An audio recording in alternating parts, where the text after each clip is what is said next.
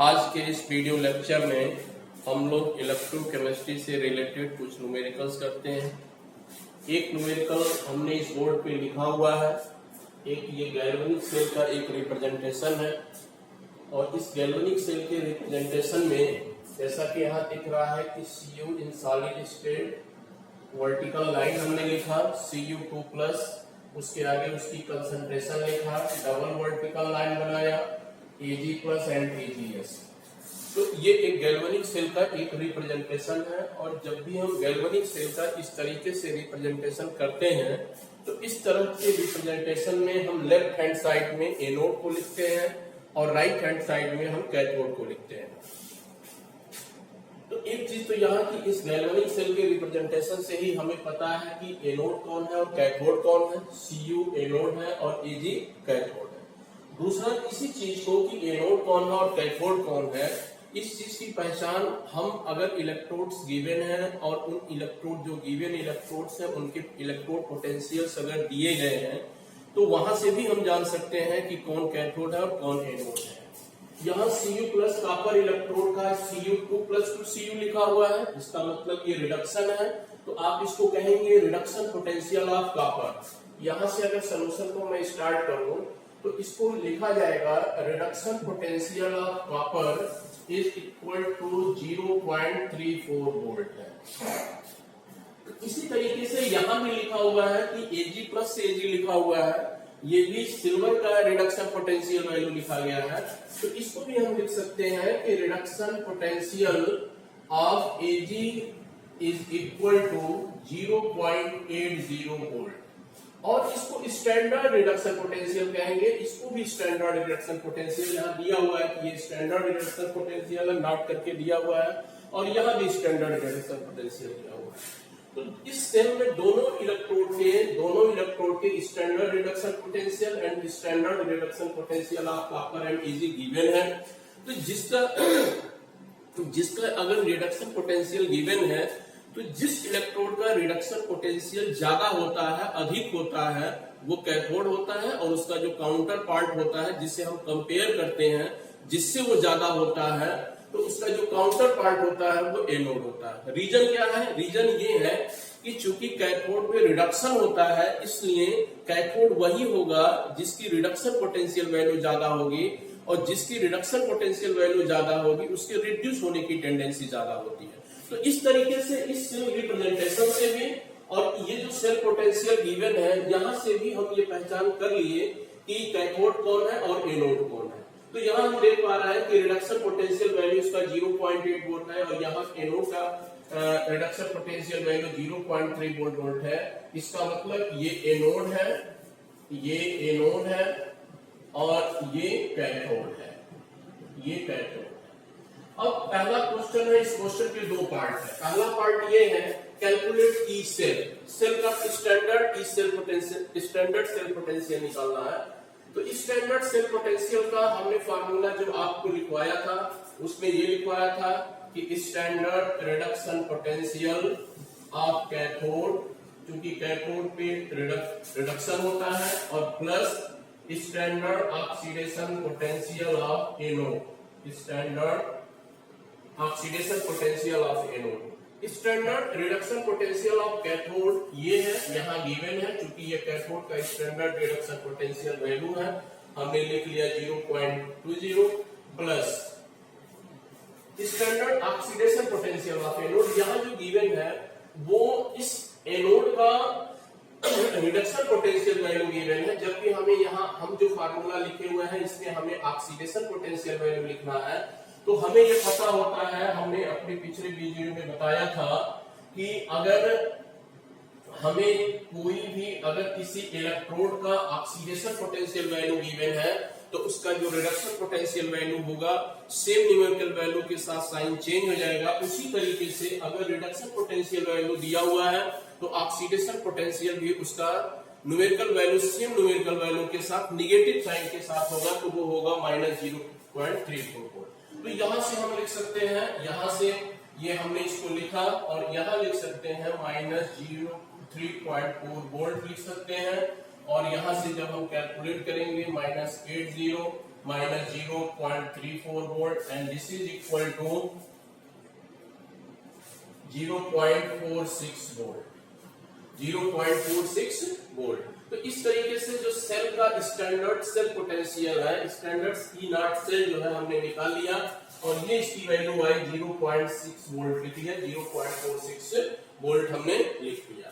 तो ये पहला पोर्शन हमने कैलकुलेट कर लिया इस क्वेश्चन का। अब दूसरा क्वेश्चन है कि ई सेल कैलकुलेट करना है और ई सेल कैलकुलेट करना है, हमें ईएमएफ निकालना है। तो जो ई सेल हमें निकालना होता है उसके लिए हमें एक फार्मूला हमें पता है और उसी फार्मूले को हम यूज करते हैं क्योंकि हमने यहाँ ई नॉट निकाला है। ई सेल का मतलब ई सेल और ई नॉट सेल के बीच में हमने एक रिलेशन अपने पिछले वीडियो लेक्चर में बताया था और उस रिलेशन का नाम होता है, जो इन दोनों के बीच एक रिलेशन बनाता है, उस इक्वेशन का नाम है नर्स्ट इक्वेशन। और नर्स्ट इक्वेशन को जो हम लिखते हैं उसको लिखने का तरीका ये होता है, E cell is equal to E naught cell minus 0.0591 divided by n log RHS divided by LHS। ये नर्स्ट इक्वेशन का फार्मूला है। अब इस नर्स्ट इक्वेशन के फार्मूले में वैल्यू को पुट करने के लिए पहले हम इक्वेशन लिख रहे हैं और इक्वेशन लिखने के लिए ये हम यहाँ से इसको इरेज करते हैं, हम इसको हटाते हैं और इसके बाद इस जगह पे हम लिख लेते हैं कि यहाँ से ये ई नॉट सेल की वैल्यू था, ये ई नॉट सेल की वैल्यू है। यहाँ से हम पहले इसका इक्वेशन लिखा है, कैथोड पे जो एनोड पे जो रिएक्शन होगा वो होगा एस गिव्स Cu2+, यहाँ इक्वेशन है 0.m है प्लस 2 इलेक्ट्रॉन होगा, ये इक्वेशन होगा। जो कैथोड पे रिएक्शन होगा वो होगा Ag+ और इसकी कंसंट्रेशन है 0.01 m गिव्स Ag है और Ag इन सॉलिड स्टेट है।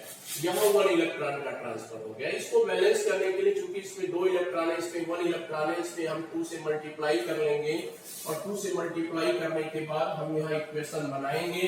तो हम इसको लिख सकते हैं Cus प्लस 2Ag+, यहाँ इसका हम वैल्यू पुट करेंगे 0.1 m and gives Cu2+ 0.1 m and plus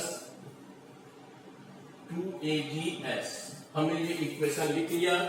अब ये सेल रिएक्शन है जो गिवन गैल्वेनिक सेल की जो इलेक्ट्रोड पोटेंशियल्स गिवन है उस सेल में कौन सा सेल रिएक्शन होगा, वो सेल रिएक्शन ये होगा।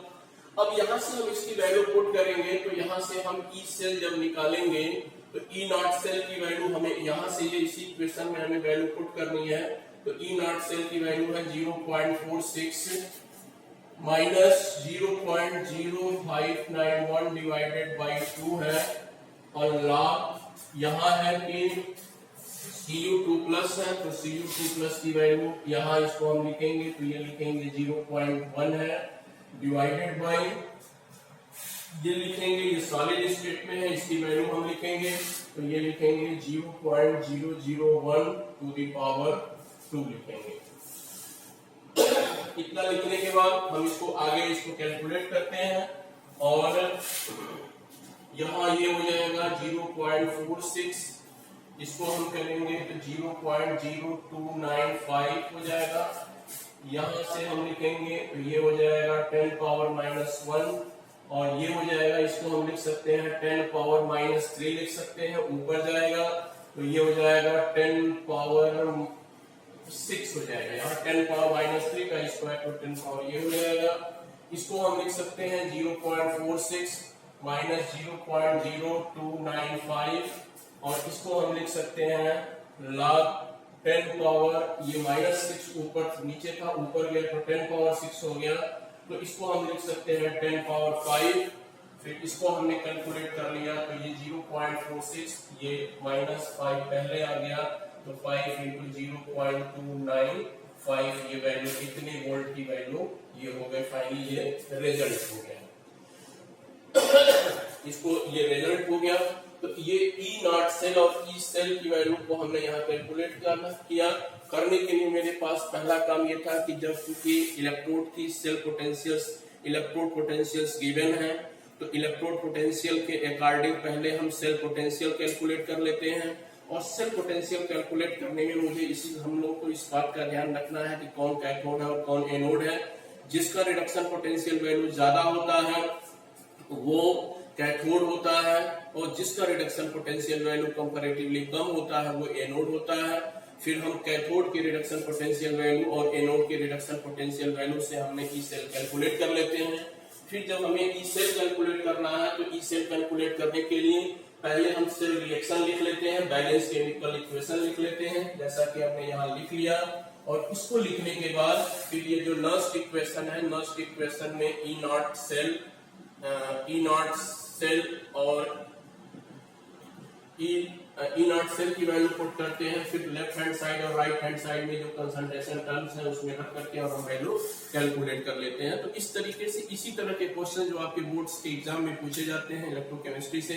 एक दूसरा क्वेश्चन भी मैं इसी चैप्टर से लिखता हूं, और दूसरा क्वेश्चन लिखने से पहले मैं एक चीज में बताऊं कि जब भी आप न्यूमेरिकल्स करते हैं, हालांकि ये इलेक्ट्रोकेमिस्ट्री 12th क्लास की केमिस्ट्री का फिजिकल केमिस्ट्री का एक इम्पॉर्टेंट चैप्टर है, जिससे मोस्टली न्यूमेरिकल्स ही पूछे जाते हैं।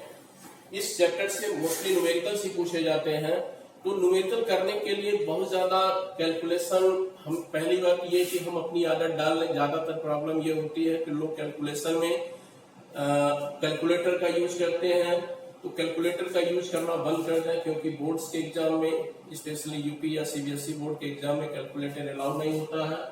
दूसरा क्वेश्चन हम ये क्या है, दूसरा इलेक्ट्रोकेमिस्ट्री का ही ये क्वेश्चन करते हैं, और क्वेश्चन ये है कि कॉपर सल्फेट जो मार्टेन स्टेट में है, मार्टेन स्टेट में है, और इस हम लिख लेते हैं इन कॉपर सल्फेट सॉल्यूशन,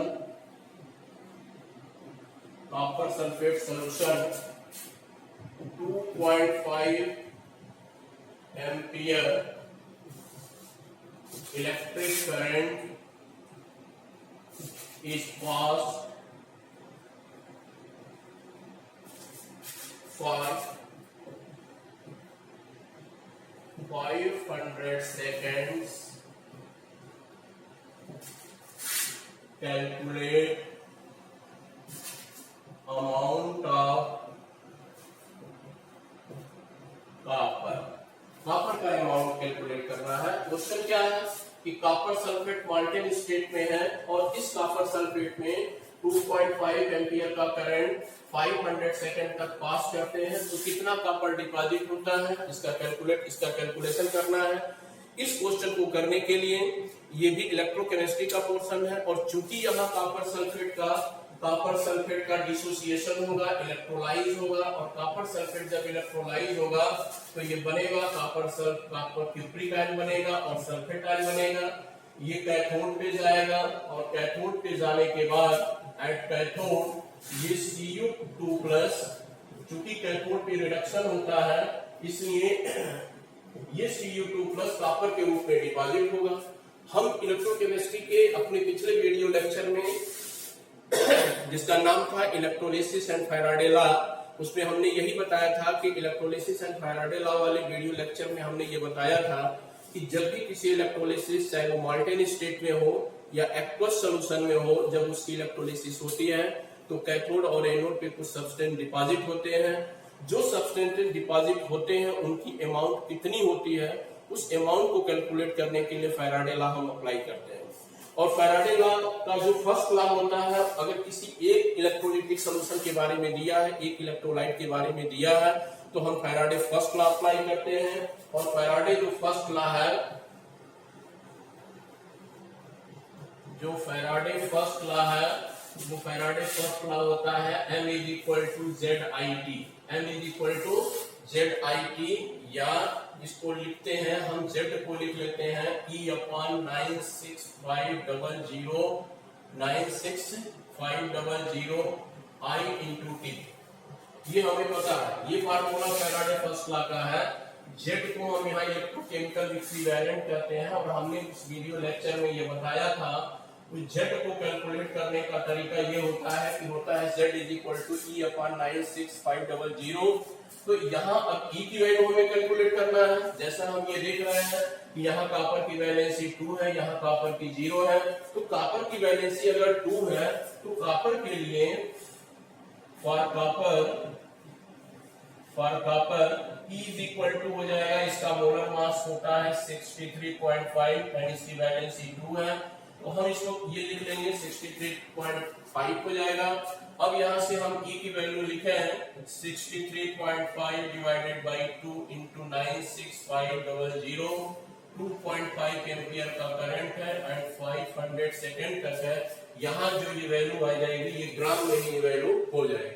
मैं फिर से बताऊं कि ये कॉपर सल्फेट का केस है, इसमें इलेक्ट्रोलिसिस हो रही है, इसका 1.5 एम्पियर का करंट है, 500 सेकेंड तक पास किया जाता है। तो हमें ये कैलकुलेट करना है कि जो कॉपर डिपॉजिट होगा उसका अमाउंट क्या होगा ग्राम में। इसके लिए हमने फैराडे फर्स्ट लॉ अप्लाई किया। तो फैराडे फर्स्ट लॉ होता है M is equal to ZIT। I की वैल्यू गिवन है, T की वैल्यू गिवन है, ये I है, ये T है, ये I है, ये T है, I और T की वैल्यू गिवन है। फिर मुझे यहाँ Z निकालना है। Z निकालने के लिए फॉर्मूला होता है, ये किसी के लिए भी होता है कि Z is equal to E upon 96500। और E की वैल्यू जो होती है वो होता है किसी भी एलिमेंट के केस में E इज इक्वल टू उसका एटॉमिक मास डिवाइडेड बाय उसकी वैलेंसी। एटॉमिक मास है 63.5 है एंड डिवाइडेड बाय 2 है।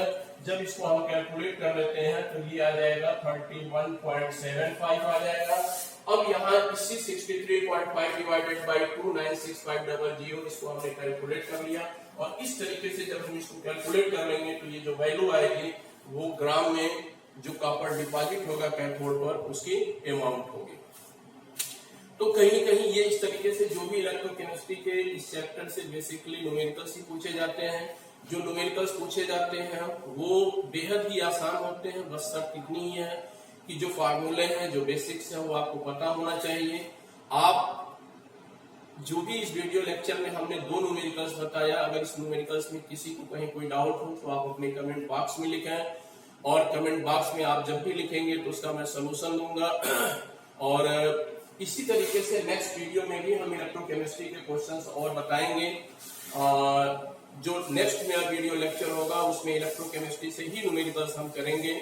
और इसके साथ ही हम इस अपने वीडियो लेक्चर को समाप्त करते हैं। Thank you.